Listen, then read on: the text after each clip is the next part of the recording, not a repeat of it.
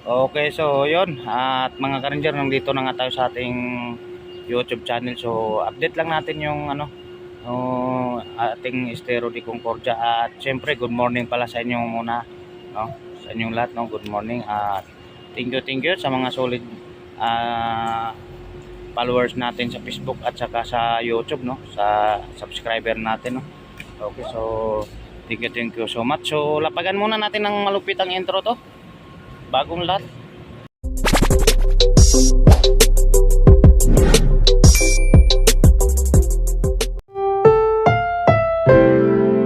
Ang programang ito ay rated SPG. Striktong patnubay at gabay ng magulang ang kailangan. Maaaring may masiselang tema, lengguwahe, karahasan, sexual, horror o droga na hindi angkop sa mga bata. Okay, so yun na nga, tagapaglapag na tayo, no? Kaya pwede na natin ipakita ang ating area. Ayan, so pinapaano muna natin yung mga nakakarga dito sa balsa. Ayan, pinaahon muna natin. So susubukan naming iliban yan doon sa may dadalhin doon sa may area na yon. Yon, yan yung area na yan, para matabas natin, no, para matrim natin yan kasi nandyan yan sa gitna ng tubig, kaya dapat maalis yan. Ayan, so napakababaw ng ngayon ng estero. So malakas ang agos. Ayan, lakas. So yung tulay pala na yan is po yan, tulay Otis, no? So pagbaba mo dyan, so itong area na yan, so Robinson Otis na po yan. Yan, so yun, sinong may gustong pasyalan ng ating Estero de Concordia, so pwede po niyong silipin kahit dyan lang sa may tulay, no? So kung may pinagbago pa, may pinagbago ba? So kasi ito dati is wala rin tong makikitang tubig kundi kapiraso lang nung marami pa tong water hyacinth dito, kaya may pinagbago talaga. Ayan, so linis sa waterway, no, para mananatiling malinis ang mga bangketa. Ayan, kasi di pa natin alam kung kaya nating iliban to. Pag nailiban to ako, ang bababa doon sa may area na yon, yung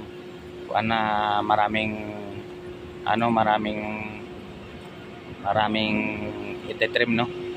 Ayan, okay, so update mga ka-ranger sa iba pang kaganapan dito sa ating Estero de Concordia. Sana all. Okay, so yun, update mga ka-ranger. So medyo nagawan yata ng paraan namin. Ayan, so yan mo isa. Ayan, tingnan natin kung makakaliban kami rito sa area na to. Yan, para madala namin dyan at matabas natin yung mga yan. So pagdating dito, pagtulungan na lang namin hilain para makatawid dyan. Yan, sa area na yan. O, pagdating dyan, okay na, pwede na akong bumaba doon. Yan. Okay, so standby ulit at nag-aabang yung toka natin doon sa balsa.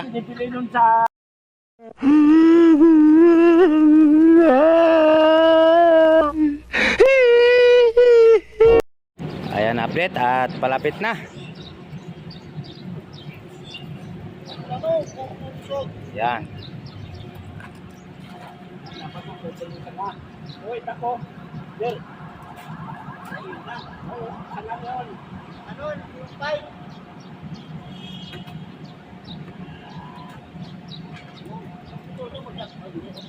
Oh, grabing lakas. Grabe.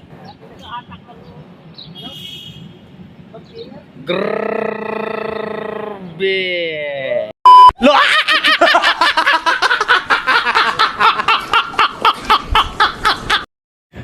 Okay, so update mga ka-ranger. At pagtabas na tayo ng konti. Ayan. Tingnan mo yung area oh. Na ano na. Nauka na. At ito binababa ng ating tropa na sa Henry Kaigoy Nonoy. 3 points. Oh, shout out. Pagkipalo po ninyo ang kanyang pag-ibig. Ay, pag-ibig yung...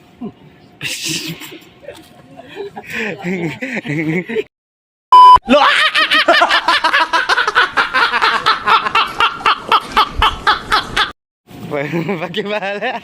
Ano ba yun? Kabawas followers. Ito po ay maraming pag-ibig. Hindi lang nahuhulugan. Okay. Tropa natin oh, sila na yung sila yung nagtatambak doon sa may malalim na yon. So wala na pong itlog yan. Ay, walang itlog. Wala na pong yan. Wala na pong tubig yan. At walang ilog. Bangkita po yan kaya tinatambakan para mawala yung uka at magana na maayos. Ayan, yung area na yun. Ikakat ko na lang yung mga yun.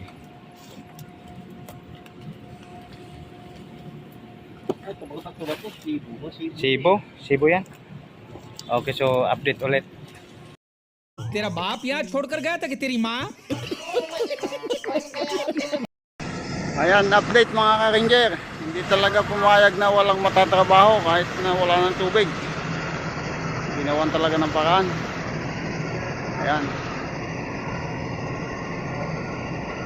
Ayun baka na, baka malaglag.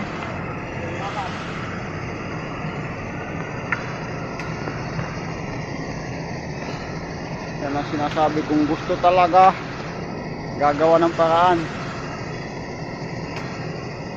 Kasi pag nagdahilan ka, puro ka na lang dahilan.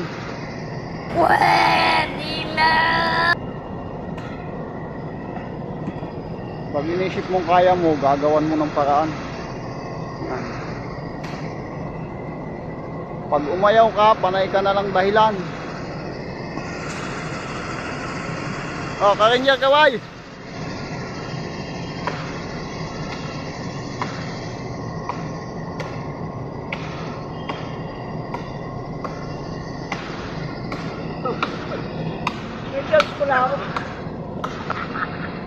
Ayos. Tama lang yan. Militar! May gloves pala ako. Pag emergency talaga nakakalimutan.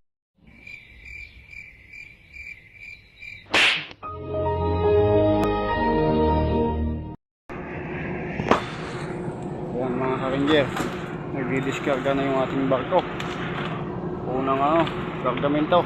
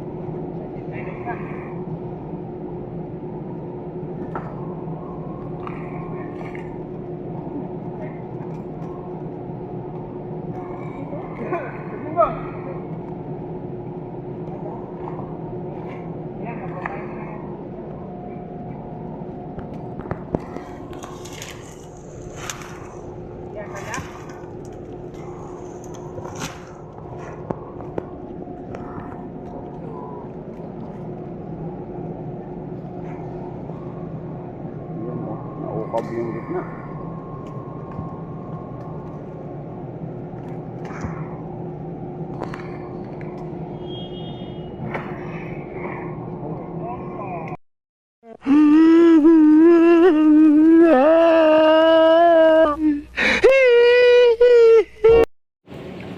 Okay, so yun update mga ka-ranger. Yan. Nagpapalit muna tayo ng nagpapalit muna tayo. Ayan. Yung dalawa naman nating tropa ang tumira.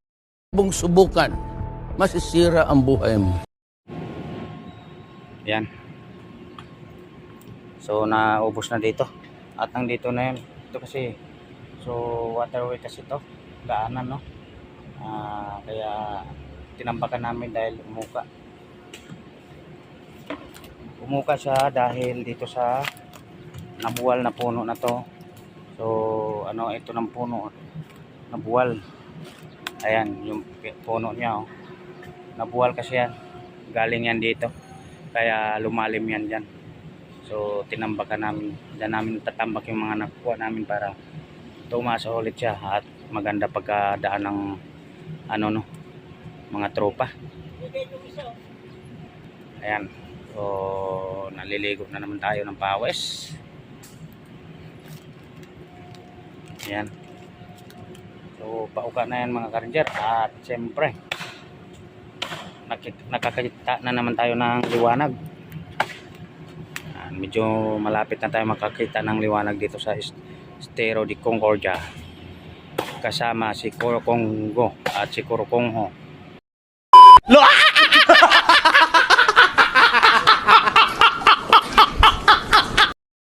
Okay, update mga ka-ranger. Yun, ang unti-unti, ang late lang na ng pagkunan, pero puno na yung balsa ng ating tropa. And so update ulit sa pagbababa. Doon na yun sa dulo ibababa. Kasi mahirap na umahon dahil ayan, lakas ng agos. O doon na naman yan, ibabagsak sa dulo. Ay doon sa sasakuhan namin lagi. Doon naman yan.